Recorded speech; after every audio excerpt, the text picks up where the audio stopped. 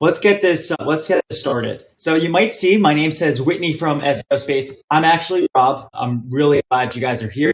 And just some boring housekeeping stuff to kick this off. We're going to send out a recording of this session, so you don't have to take notes if you don't want to. But here's what's most important for today. Drop your questions for John in the chat, and I'm going to pull them in for live Q&A at the end. There's thousands of people joining us today from all over the globe, a lot from the US. But I want you to know that there's no bad questions. We've all been in a room where we're scared to ask a question because it might be stupid or we might think it's a bad question. In those same rooms, there's always someone that's really happy that you asked that question. So please ask away. There's no bad questions. All right, so here's how the next 45 minutes or so we're gonna go. We're gonna do a brief intro into SEOSpace and then turn things right over to John, August Design, where you're gonna get honest, useful feedback that you can actually act on immediately after this call, which is always the point of some of these webinars that we've been doing and the whole point of the series. That will wrap things up. But first and foremost, it's a little small there, so I do want to call it out. Our exclusive discount code for anyone that's attending, you can use the promo code Summer Makeover 20 for 20% off. And I will keep talking about that throughout this, and I'll put it in the chat because I want everyone to be able to use it. Now, this may be boring for some people that are very familiar with SEOSpace, but just operating for the idea that there may be some people that don't know us yet. So if you have a Squarespace website, you've probably wondered, how can I get more people to find me on Google? SEOSpace is the #1 SEO tool built exclusively for Squarespace. It works right inside your editor, shows you exactly what to fix, and gives you a simple to-do list to climb those search rankings with literally no tech expertise needed. And I'm the poster boy for that. You're going to be able to track where you rank on Google, generate AI-powered content, and even see how you show up in ChatGPT and other AI search tools. Over 50,000 professionals already trust SEOSpace, turn their Squarespace sites into traffic machines. So in today's session, you're going to see how you can do that and stop guessing and start ranking. With that said, I'm going to kick this over to the star of our show, John. And John, I'll let you take it from here. Cool. Thanks, Rob. Yeah. Hi, everybody. Cool to have people from all over the world. And that's cool. Your parents live in Missoula. That's kind of amazing. Small world, Sarah. Yeah. So my name's John August Hundley, and I live in beautiful mountainous river, Missoula, Montana. And I've been working in SEO and web design and branding and digital marketing kind of across the board for, almost 10 years now, full time for about 7. And I love it. It's great work. It keeps me in touch with a lot of amazing people and people running businesses of all sizes.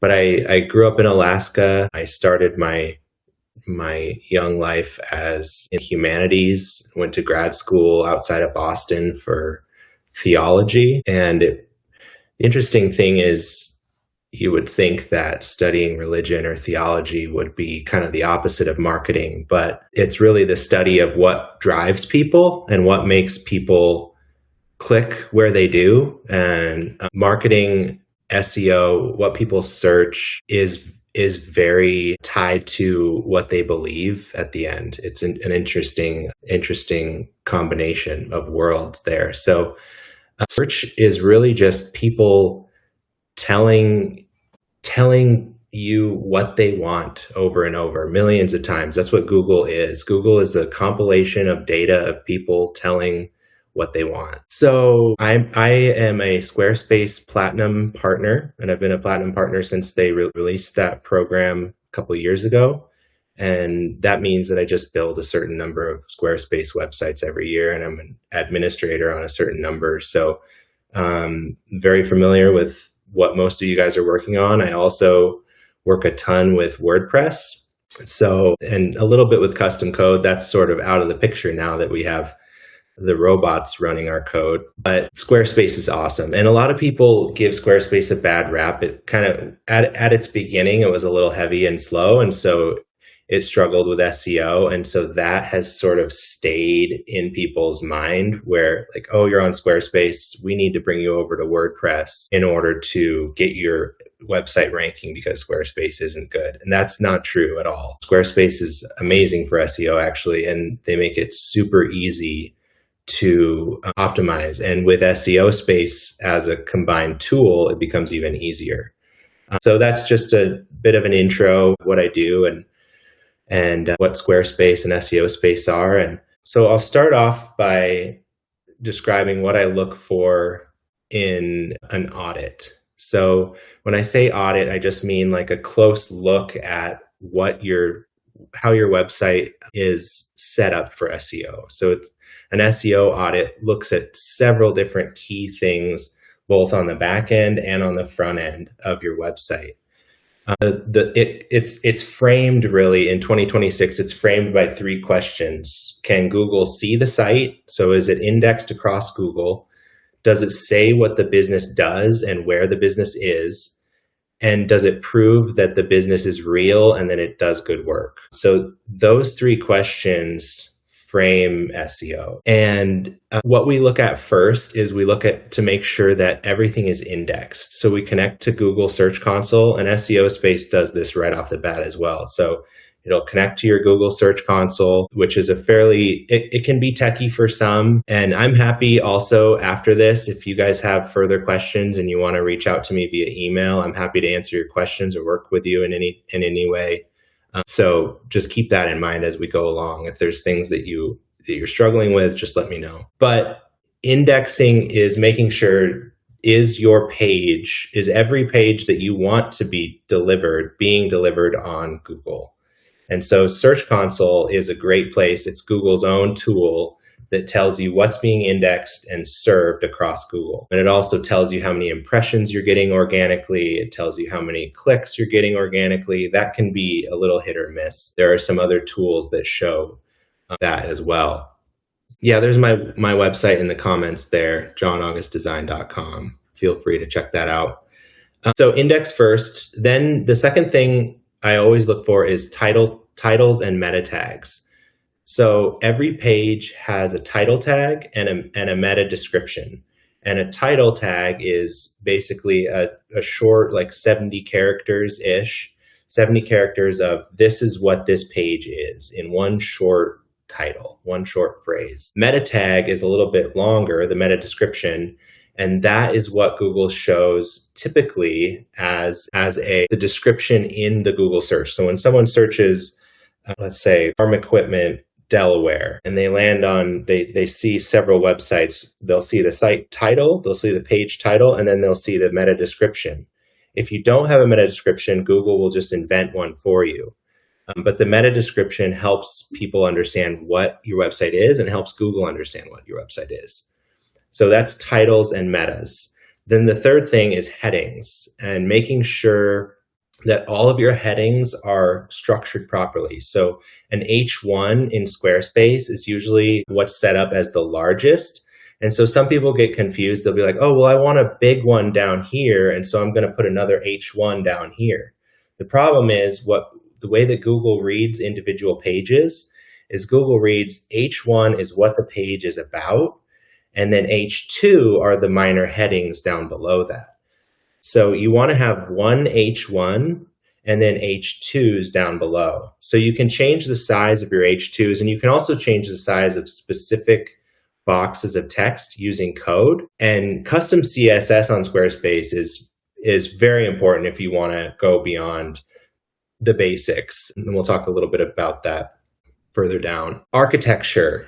So we've got indexing, titles and metas, headings, and then architecture. So architecture is everything 1 to 2 clicks away from the home page.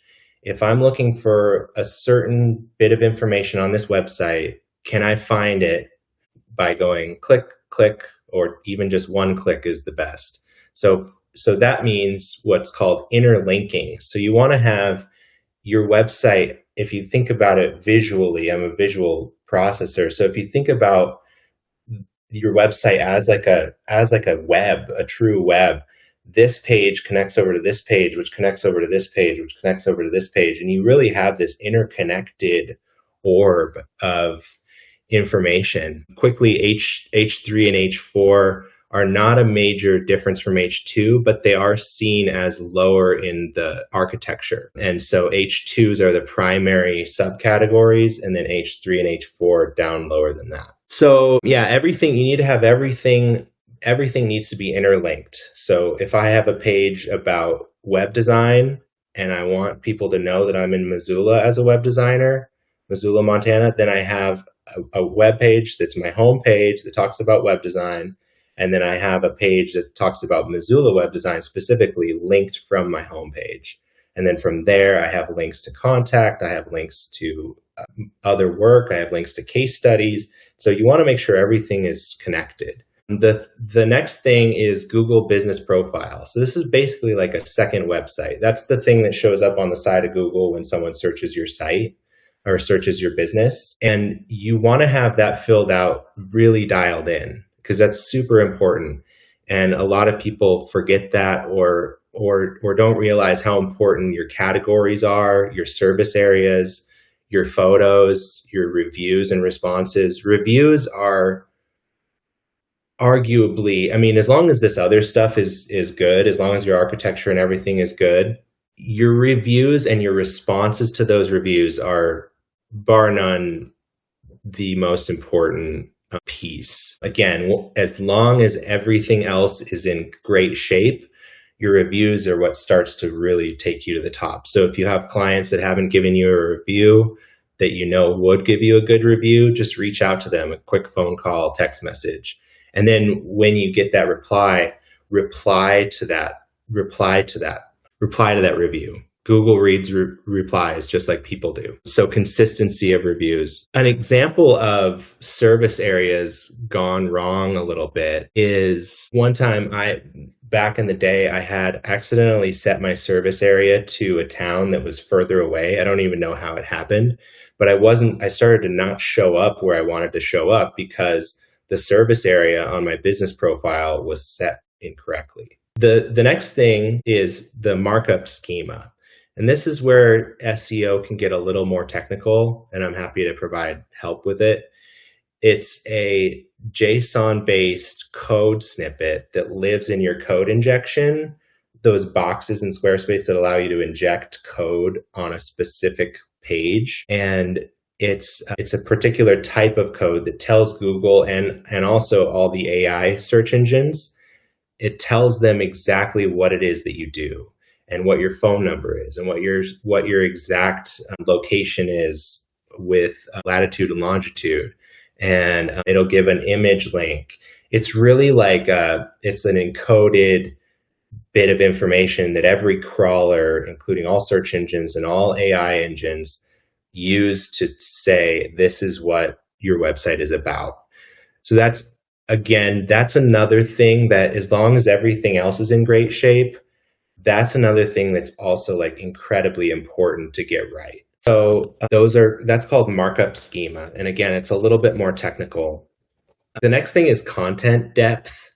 So a lot of people they'll just make pages that have a couple pictures and a couple sentences thinking, well, this is what people need to know about this information. I don't want to provide anything else. I don't think I need to. People can reach out if they have questions. And there's no real like silver bullet to content depth, but you want to have, even if it's a short page, you want to have at least 300 words, which once you're writing it out, 300 words is quite a bit. And if it's a long page and you really want to rank well, like in a location, you'll want to have it at least 1,000 to 1,200 words.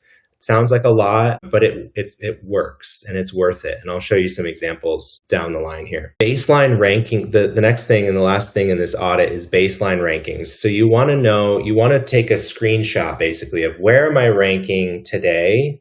And then that way, 2 months from now, 3 months from now, 6 months from now, 16 months from now, I can look back and say, this is where I came from. Here's where I am today based on all this work that I've done. So That's really it. Just to kind of quickly go back over that list, it is indexation first, titles and metas, headings, architecture, Google Business Profile, reviews, schema, content depth, and baseline rankings. The next part I wanted to talk about is the process.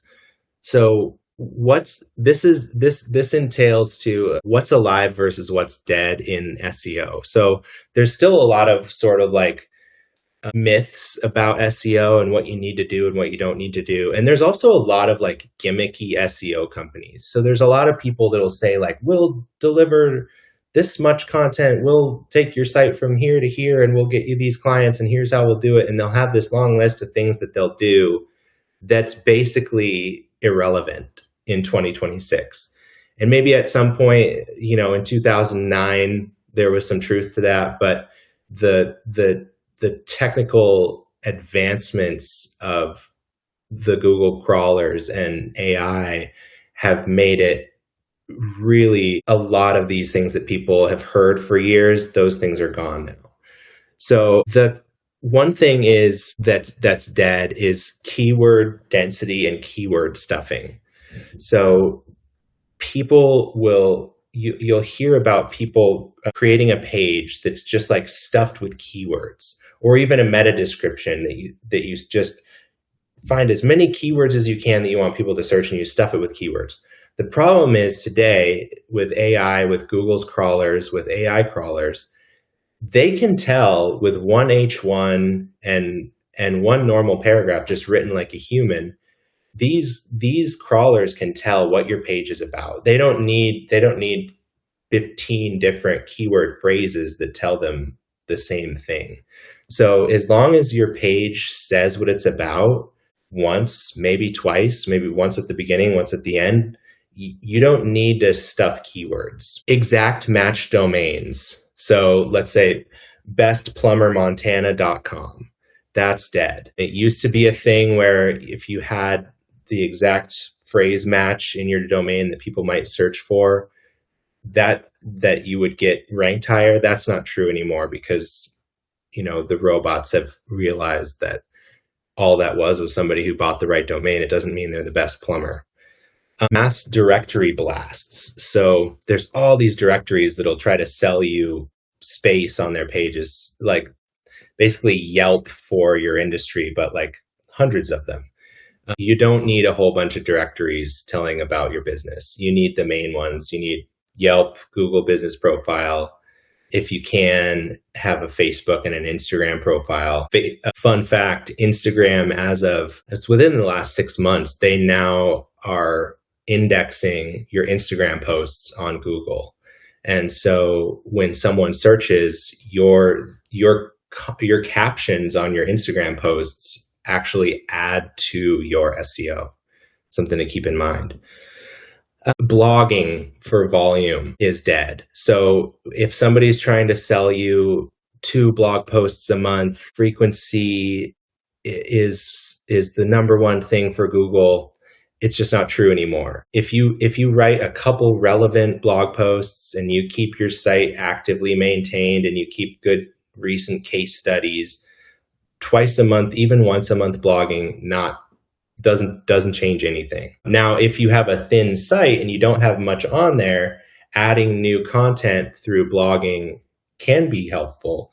But what's even more helpful is adding new content on pages. So creating a whole new page about whatever that blog post was meant to cover is actually better than just a blog post, because your page can be incorporated into your inner linking. You can do the same with blogs, but creating a whole new page gives you more bang for your buck. You can do more with a page. Let's see, doorway pages for every suburb. So this would be like, let's say you live in Chicago and you try to add a page for every neighborhood in Chicago that talks about what you do. As long as you're in Chicago and Google knows that, and Google knows that you're good at what you do, you don't need a separate neighborhood page. Now, if you work in a state like Montana, where our cities are 3 hours apart, or source something like that, or you're trying to reach other cities, that can work. So in my case, Bozeman web designer, creating a page as a Bozeman web designer is helpful to rank in Bozeman. And I'll show you that in a minute. Let's see. Really, at the end of the day, for the things that are dead, the tricks died, the fundamentals didn't. So the fundamentals being, does Google know what I do? They know I do a good job, and are my pages indexed across? Those questions remain. So what's alive today? Again, Google Business Profile and reviews, genuine local relevance. This is real, like real signals. So case studies. If you want to talk about something that's important to SEO and AI optimization, is case studies, just showing what you actually do, linking to the real project that you did, pictures with the company that you worked with, whatever it might be, but showing how you solved the problem for somebody in a local area or in a certain realm, in a market. That helps a ton. Topical authority. So showing that you're the knowledge authority on a topic, that's important. So if you have 5 pages about topics in your market that show that you know what you're talking about, that's much more important than 50 shallow blog posts. On-page basics, again, titles, headings, internal links, those still carry the weight. And then alive in 2026 is AI search. Depending on your market, depending on your network, AI search is very important. So the same work that you do for Google at this point, at least, and I think it'll remain this way, gets you ranked in AI. As long as, so that markup schema is really important for AI, because AI crawlers want to know right away what it is that you do, and they want it in their language, and they want to be able to serve it. And they'll also crawl your whole site. So they're also looking at the rest of this authority that we've been talking about so far. So yeah, that's a quick rundown of what's alive versus what's dead in 2026. To recap all of what we've covered so far, with the pages that you write, and this is adding a little bit to it, with the pages that you do write, you do want keyword research that's real. So I mentioned keyword stuffing as dead. That's true, but what's not dead is people searching for keywords. And if your site clearly references that world that those keywords represent, your site will rank higher. So it is important to do keyword research and figure out not just what you hope that your clients will search, what your customers will search. You want to know what your customers are searching. And there are a lot of great tools for that. And SEOSpace actually also has a keyword research tool. But for example, especially if you're a local business, even if you're a service business, if you're, let's say, a florist in New York City, wedding florist, New York City, 10 searches for that beats 1,000 searches for just flowers. Because flowers, those people aren't ready to buy. What they're probably doing is just looking for Google images of flowers. But if somebody's looking for a wedding florist or a corporate retreat florist in your area, that's very important. So you want to have a page. If you're in New York City, it's very competitive. You want to have a page that says, let's say you're in Brooklyn, use your borough, Brooklyn wedding florist, and have a page about what it's like to be a wedding florist in Brooklyn with a link to a case study.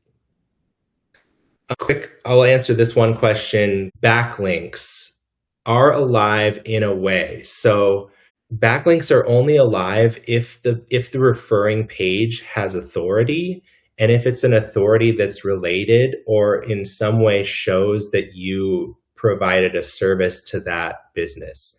So there's a lot of scams out there, like on Fiverr and places like that, where they'll just say, like, we will give you a boost of backlinks, like 500 backlinks for this much money. That actually can destroy your Google rankings, because Google will see you as a threat. And so you have to be very careful about where your backlinks come from.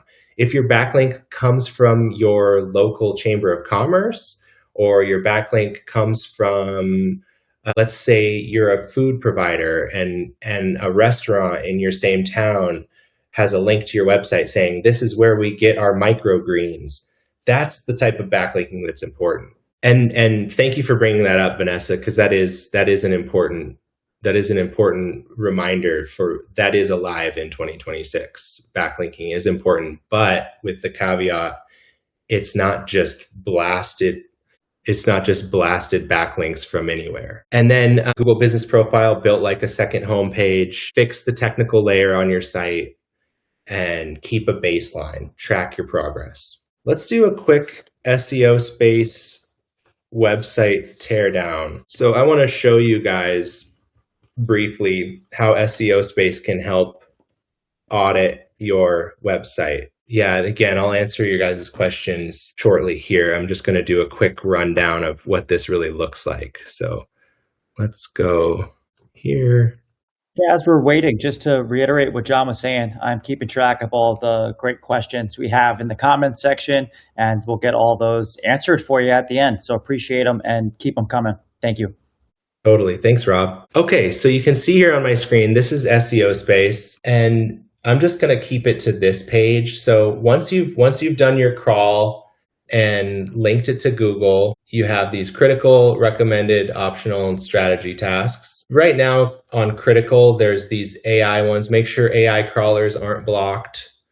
So if you click into there, it'll give you a description of what that is. With Squarespace, those are automatically not blocked. But if for some reason, maybe someone else designed your Squarespace website, what you'll do is go into your settings and scroll down to crawlers.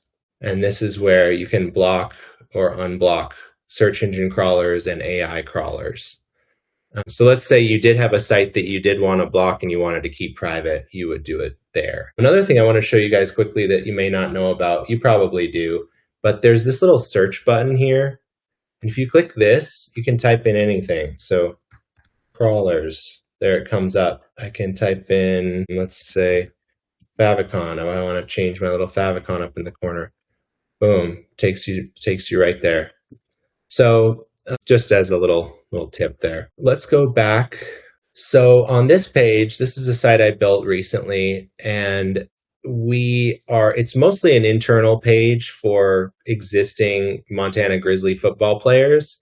So we haven't done a lot of SEO work on it yet. So that's why I chose it, because I figured it'd be nice to see one that was a little bit broken. So pages with thin content. That's what we talked about, like wanting to have enough content to describe to your client what it is that you do. So I click here and it'll take me to the pages with thin content. So about, contact, sponsorship, sponsors, donate, all of these pages have very thin content. Become a member. And so in the future, if and when we decide that we want to be ranked on Google, we're going to need to go to these pages. Even this homepage, the homepage is a lot better than it used to be. It's not thin anymore. But we're going to want to go into these pages and make sure that they're not thin. So this donate page, there we go. It's only got this little section and this little section. Probably ideally what we would do is we would describe a little bit more about, let's say, what the Kurt Coulter Memorial Foundation is. This says gifts go to the Kurt Coulter Memorial Foundation, but it doesn't really say what that is. So we have some space here to talk about who Kurt Coulter was, why this legacy is important, and why this is set up the way that it is. So that's just an example of thin content on a page. Become a member. Here's another one with thin content. There's a little paragraph on why to become a member, but there's tons more room for growth here. It gives you a little bit of information, but you could provide so much more on what this means to belong to these different levels. You could talk about like the benefits of being a member, maybe a case study, a story about some Grizz players that connected. So that's an example of another thin page. Okay, let's go back to these other tasks here. I'll answer your questions again, guys. I'll answer your questions soon. I just want to continue running through this. So pages not showing on Google, that's another critical one. Let's click on this and see.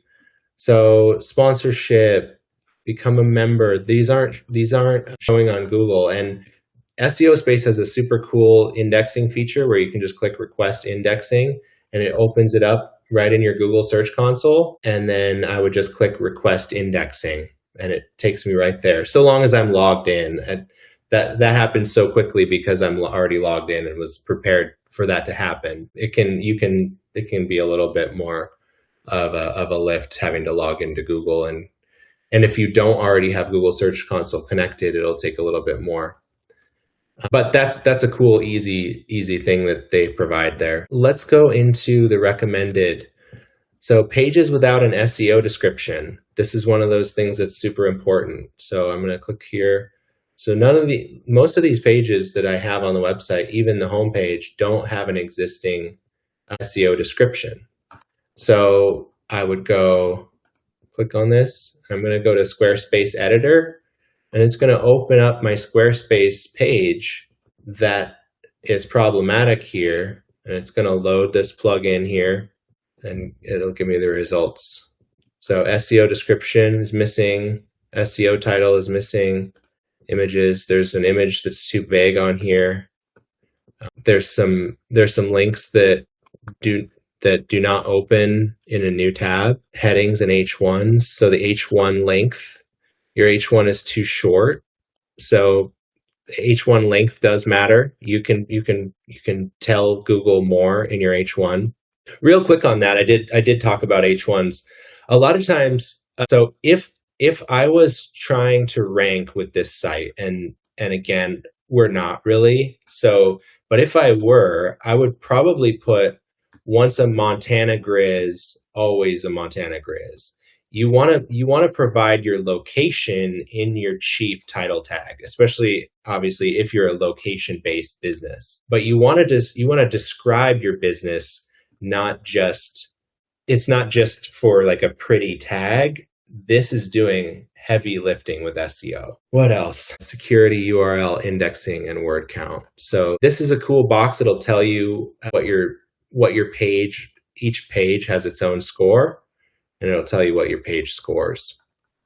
I think I'm ready to take some questions. That's just a brief rundown of how SEOSpace works in this SEO AIO tasks. And there are lots more great features in here that you can explore.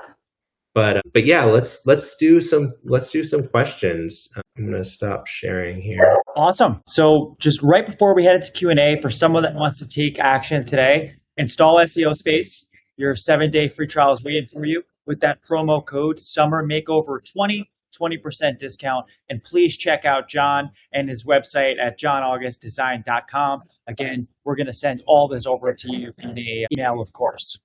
So I've got some questions here. John, this one's come up quite a bit.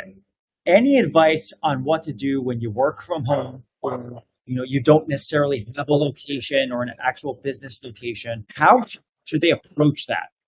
Totally. Yeah, that's a tough one, but definitely not a stop point. In Google Google business profile, you can add yourself as a service-based business and choose your service location or multiple locations. So, and Google will show you both in their map pack as well as in the Google search results, even if you're a local business working from home. So it's really not a problem. The Google business profile, as long as you're actively updating your services, as long as it's descriptive of what you do, and I've found that posting on Google Google business profile, posting their little posts with an image and a link to your website does help if you're consistent with it, maybe once a month. So yeah, if there's further questions on that, feel free to let me know. But it's not an issue, just as long as you have your like city location on your website and in your service area on Google Business Profile. Awesome. So the next question is, we have a therapist from California. So legally, they can't request nor respond to reviews. Any ideas on what the next best action would be for them to get engagement on their Google business profile? Yeah. Yeah, not being able to reply to reviews is not the end of the world. Not being able to request reviews is not the end of the world. You have to keep in mind that you're in competition with other people in your same industry.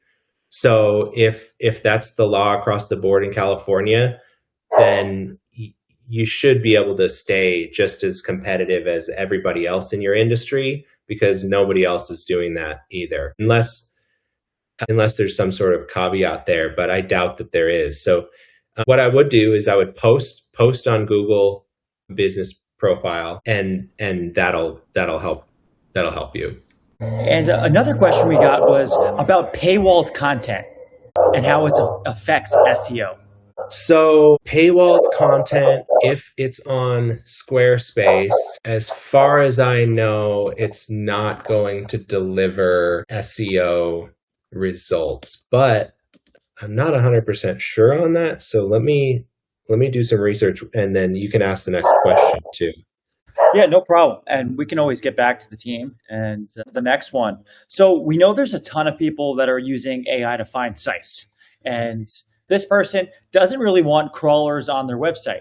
So does turning off that feature mean their site won't show up in AI searches? Yeah. If it'll block, like it gives you a disclaimer, that block check mark that I showed, that will block all known AI crawlers. The thing about AI is it's so prevalent and so varied that there are probably some AI crawlers that Squarespace doesn't know about. And so, but it will block ChatGPT, it'll block Perplexity, Claude, Gemini, Cowork, all those main AI crawlers. But there's always a chance. Yeah. So to come back to the paywalled content, no, it does not rank on Google. But if you do like tease and convert strategy, so if you provide what it is that they'll get on a public page, that can provide that SEO. And John, I know I'm picking all the questions for you, but if you go to the right-hand side, the Q&A, those are some of the questions that are queued up. So if there's any that you think would really add to the discussion, feel free to tackle one of them. Yeah, let's go. Let's see. Oh, blog pages with too many H1s. So that's a custom code fix with Squarespace. You need to put in your code injection some specific custom code that blocks or that changes blog H1s. They have a specific little way that they're built. So you can target those with JavaScript and change them on the back end of the site to H2s, because that is a known issue with Squarespace blogs. You'll want to have those changed to H2s with custom code. I noticed another question about schema markup. You can certainly use AI to come up with your markup JSON snippets. You can also give me a jingle and I'll help you with that. Some of it can be a little bit more complicated, and there's just, depending on your specific industry, there's very niche ways to do that. But yes, you can certainly. I saw somebody ask, "Can I do that with AI?" You can certainly do that with AI. And if you're AI fluent, and then give it a shot. What else do we have? I see one question here. Who let the dogs out? So first I had the audio trouble in the beginning, and now let's just say the dog isn't out, but he can't stand the mailman. Appreciate the humor in here, guys. Rabab, is it important from the showing up perspective to have images within the recommended resolution and size? Yes, it is, because that affects site speed. And site speed is important for SEO because Google, if you think about it in this way, Google's a business, and they want to serve their customers with the best possible, fastest possible content. And so if they're serving your site and it's taking forever, they're going to go find a new provider that's faster. Just like McDonald's with their potatoes. You know, if you're not delivering those potatoes on time, they're going to find a new potato supplier.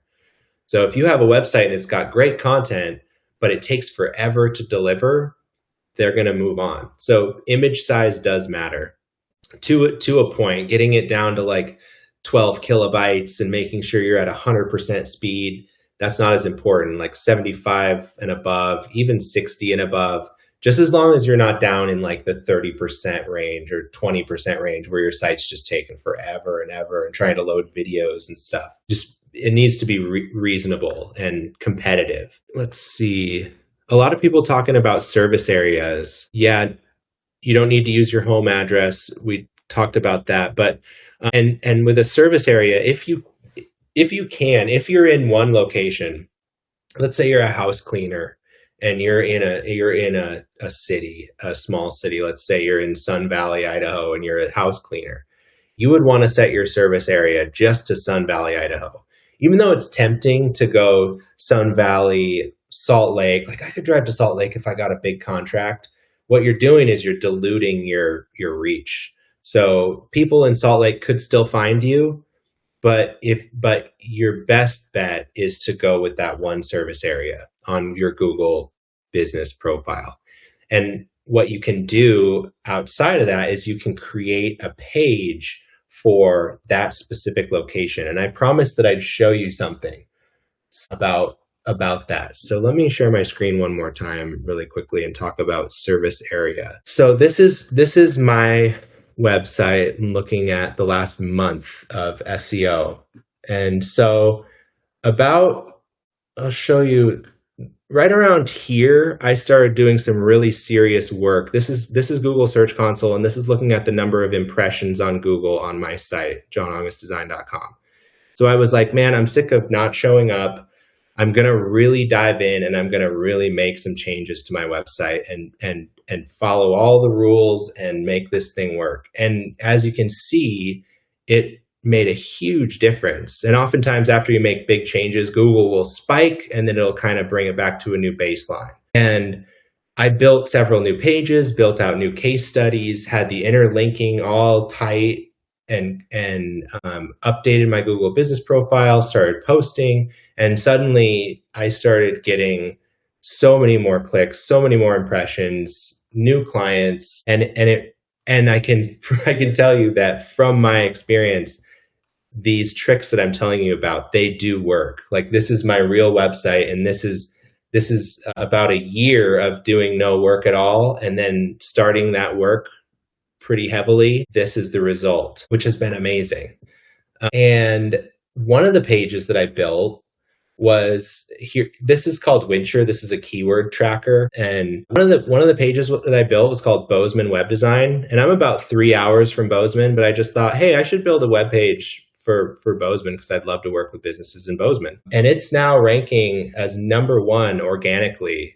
So if you search website design Bozeman, Montana, not in the local map pack, like the map pins on Google business profile, but like in the first search results, my business will come up. And I'm not located in Bozeman. So that just shows the power of a web page that's specifically built for an area. Let's see if there's any other questions here. I'm going to stop sharing again. Someone said, what is a backlink? So a backlink is when somebody, when there's another site that refers to your site with your URL. So a good example of that from my industry is if I make a restaurant's website. I've built a lot of restaurant websites in Missoula, Montana. And when somebody clicks on Sakatumi Sushi, Missoula, they scroll to the bottom, you can see website design by John August Design, and it's a hyperlink that goes back to my webpage. And when you get enough of those, at least in my industry as a web designer, you build backlink authority. And that has a pretty significant effect on your rank because it shows Google that you are real, you provide a real service, people like you. If you're in another industry, again, like you're a farm and you sell your hay to a certain horse breeder, and the horse breeder's website links to where they get their hay.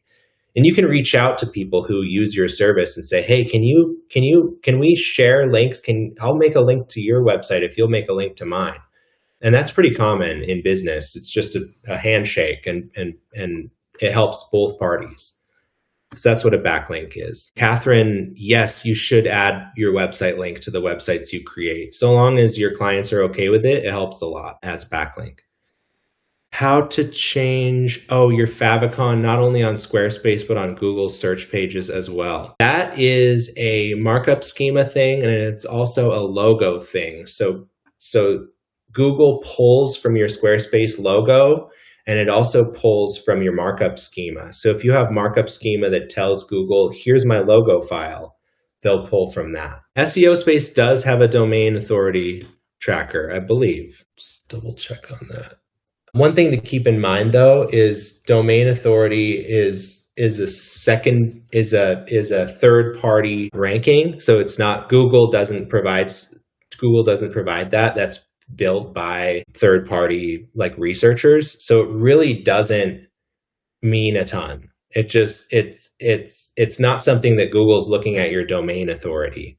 That's a combination of a whole bunch of different things that a third party is creating, really in order to sell you domain authority. They've created it to sell it to you. So don't beat yourself up if your domain authority says you're low. Let's see. Looks like we have time for about 2 more questions. Let's see. I'll answer Ishbel, the example of Bozeman web design. That is on my homepage, as well as I believe I put it in my footer. But it's linked from the homepage, just like pretty much everything else. I linked.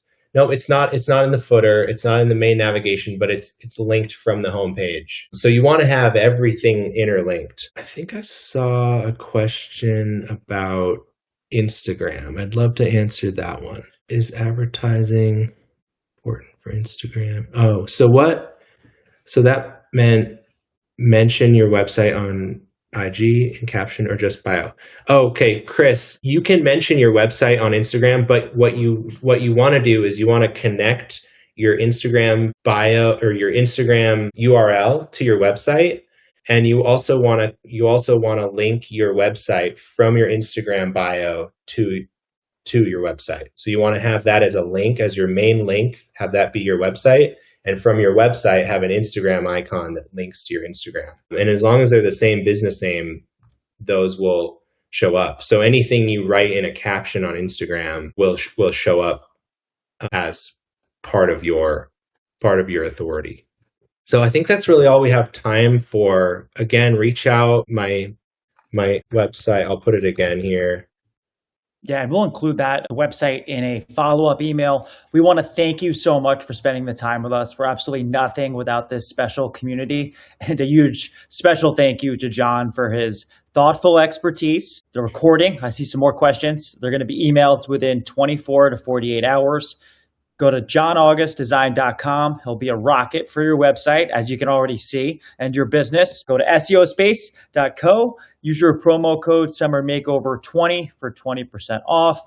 Go join the SEO Space community if you haven't already. John, anything else? No, thank you so much. That was really fun and went by fast. Thank you, guys. Yeah, John, you're amazing. And everyone go have a great Thursday or Friday, depending on where you're calling in from. And we'll see you next time. Thanks, guys.